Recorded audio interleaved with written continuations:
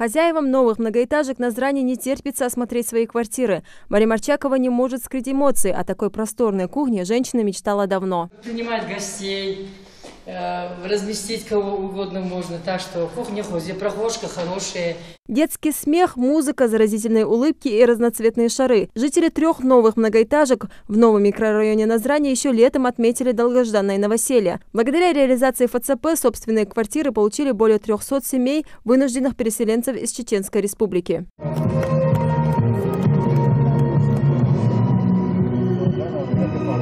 Мы все время снимали квартиру с тех пор, как переехали с Чеченской Республики.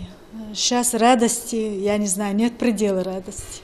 В декабре 2016-го уже был открыт один из домов по той же программе. Тогда жилье обрели 90 семей. В новые квартиры в этом году переселятся около 800 семей из Оползневой зоны и Чеченской Республики. О завершении 2 этих программ Владимиру Путину доложил Инузбек Евкуров в ходе рабочей встречи. До конца этого месяца мы переселяем почти 800 семей, это более 8 тысяч человек. И до конца декабря переселяем уже Оползневую зону. Почти там 7,5-8 тысяч человек. Также по итогам текущего года по индексу промышленного производства прогнозируется рост на 109%. Этому способствовали открытия в регионе ряда объектов. Здесь почти никогда не утихает шум моторов. Рабочие трудятся посменно, чтобы успеть выполнить крупный заказ в назначенный срок. За день завод полимерных труб выпускает около 50 тонн продукции. Гарантия службы этих труб почти полвека, потому и используют их как для водоснабжения, так и газовой промышленности. С момента открытия завода прошло всего лишь 2 года, но они уже успели увеличить объемы производства до 7 тысяч тонн сырья в год. Весь СКФО мы, в принципе, уже обеспечиваем нашу продукцию.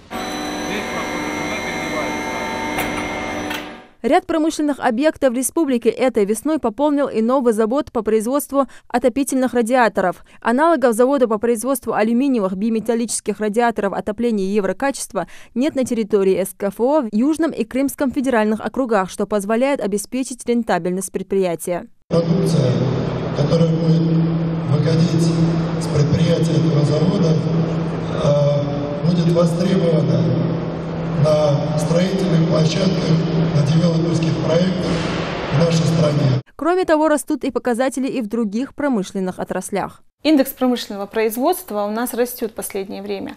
Основное влияние на рост данного показателя оказывает обрабатывающее производство. По темпам мы занимаем 1-е место по СКФО, по обрабатывающему производству. По индексу промышленного производства прогнозируем где-то 109 рост. Мы открыли завод радиаторный, швейное производство, завод полимерных труб уже работает. По индексу сельхозпроизводства мы где-то прогнозируем рост где-то 107-108%. В Ингушетии активно развивается фруктовое садоводство. Сад-гигант является инновационным проектом с использованием передовых технологий производства фруктов. На данный момент здесь выращивают 14 сортов яблок. Сегодня 600 гектаров сада, еще 200 гектаров закладываем. Через 2 года будет 1100 гектаров, и мы закрываем проект. 60 тысяч тонн, и ОРЦ, центр, который будет хранить, принимать, обрабатывать, перерабатывать, отпускать яблоки, фрукты, овощи, картофель, лук, мясные молочные продукты. Все для этого сделано. Из 60 мы запустили 36 тысяч в этом году поэтапно. И через год остальные 25 тысяч мы запустим. Что касается сельского хозяйства, в этом году ингушские аграрии собрали зерно на площади более 20 тысяч гектаров, более 50 тысяч тонн. Таков объем намолоченного зерна, в том числе и озимой пшеницы, которая составляет более 38 тысяч тонн.